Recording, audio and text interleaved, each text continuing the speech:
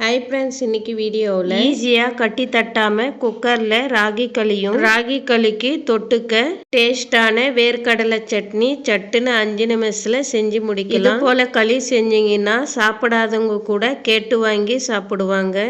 புதுசாக ட்ரை பண்ணுறவங்க கூட இந்த மாதிரி செஞ்சிங்கன்னா முதல் முறையே கட்டி தட்டாமல் களி செய்யலாம். வாங்க குக்கரில் ஈஸியாக எப்படி களி செய்யறது கட்டி தட்டாமன்னு பார்க்கலாம்.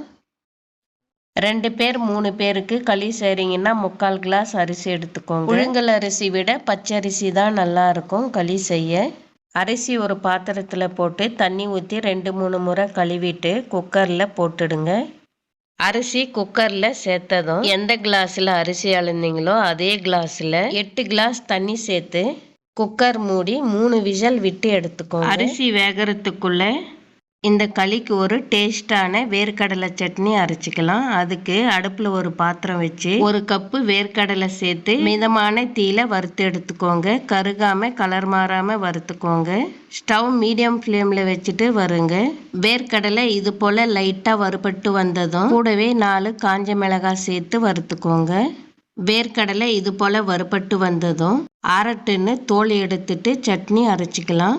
இப்போ ஒரு மிக்சி ஜார் எடுத்துட்டு வறுத்த வேர்க்கடலை தோல் எடுத்து சேர்த்துக்கோங்க.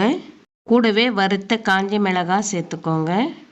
அடுத்ததாக 4 பல் பூண்டு, 1 கொத்து கருவேப்பிலை, குட்டியாக கொஞ்சமாக புளி, 2 பச்சை மிளகாய், கூடவே சட்னிக்கு தேவையான கல் உப்பு சேர்த்துக்கோங்க.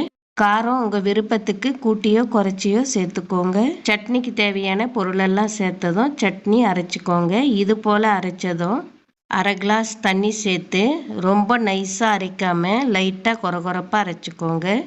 பாருங்கள், இந்த மாதிரி அரைச்சிக்கோங்க. இது போல் அரைச்சதும் சட்னிக்கு ஒரு தாளிப்பு கொடுத்துடலாம். அதுக்கு அடுப்பில் ஒரு பாத்திரம் வச்சு 1 ஸ்பூன் எண்ணெய் சேர்த்து எண்ணெய் காஞ்சதும் 1/2 ஸ்பூன் கடுகு, 1/2 ஸ்பூன் கடலைப்பருப்பு, 1/2 ஸ்பூன் உளுத்தம்பருப்பு, கூடவே 1/4 டீஸ்பூன் சீரகம் சேர்த்து கடலைப்பருப்பு உளுத்தம்பருப்பெல்லாம் இந்த மாதிரி செவந்து வந்ததும் கடைசியாக ஃப்ரெஷ்ஷான 1 கொத்து கருவேப்பிலை சேர்த்து கலந்து கொடுத்து ஸ்டவ் ஆஃப் பண்ணிவிட்டு சட்னி சேருங்க. அரைச்சி வச்ச சட்னி இது உள்ளே சேர்த்துடுங்க. அவ்வளோதான், சூப்பரான வேர்க்கடலை சட்னி ராகி களிக்கு ரெடி ஆயிடுச்சு. கூடவே கொஞ்சமாக மிக்ஸி அலசி தண்ணி கொஞ்சம் ஊற்றி இந்த அளவு திக்னஸாக வச்சுக்கோங்க. ராகி களி செய்யும்போது இந்த மாதிரி சட்னி இருந்தால் சாப்பிட்றதுக்கு டேஸ்ட்டாக இருக்கும். இது ஒரு பக்கம் இருக்கட்டும், எடுத்து வைக்கலாம். இப்போ களி செஞ்சுக்கலாம்.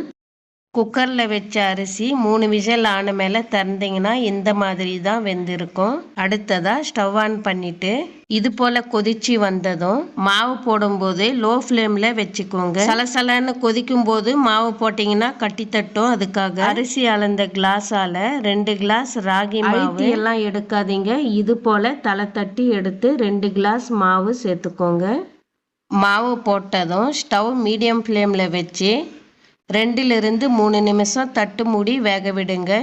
3 நிமிஷம் ஆனதும் தட்டை திறந்து இது போல் ஒரு கரண்டி எடுத்து இந்த மாதிரி கலந்து கொடுத்துக்கோங்க. கைவிடாமல் கலந்து கொடுங்க. இது போல் கைவிடாமல் களி கலந்து செய்யும்போது கட்டி தட்டாது, களியும் ஸ்மூத்தாக இருக்கும். ஸ்டவ் லோ ஃப்ளேமில் வச்சு விட்டுக்கோங்க. இது போல் கட்டிகள் இல்லாமல் நிதானமாக கலந்து கொடுத்து இந்த மாதிரி வந்ததும் இது போல் கரண்டியில் எடுத்து ஒரு கிண்ணத்தில் போட்டு உருண்டை உருட்டிக்கோங்க. அதுக்கு ஒரு பாத்திரத்தில் தண்ணி எடுத்து வச்சுக்கோங்க. ஒரு பாத்திரம் களி உருண்டை உருட்டை எடுத்து வச்சுக்கோங்க. களி உருண்டை உருட்டும் போது ஒட்டாமல் வர கொஞ்சமாக தண்ணி போட்டு எடுத்து வச்சுக்கோங்க. இந்த மாதிரி அடுத்ததாக கிண்டி வச்சிருக்கிற களியை எடுத்து இந்த பாத்திரத்தில் போட்டு உருண்டை உருட்டிக்கலாம்.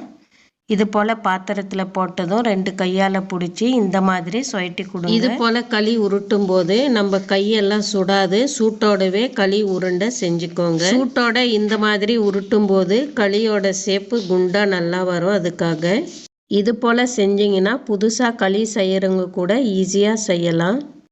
இது போல் ராகி களி செஞ்சுட்டு சுட சுட ஒரு தட்டில் போட்டு இது போல் வேர்க்கடலை சட்னி ஊற்றி கொடுத்தீங்கன்னா இன்னும் கொஞ்சம் கேட்டு வாங்கி சாப்பிடுவாங்க. டேஸ்ட்டு சூப்பராக இருக்கும்.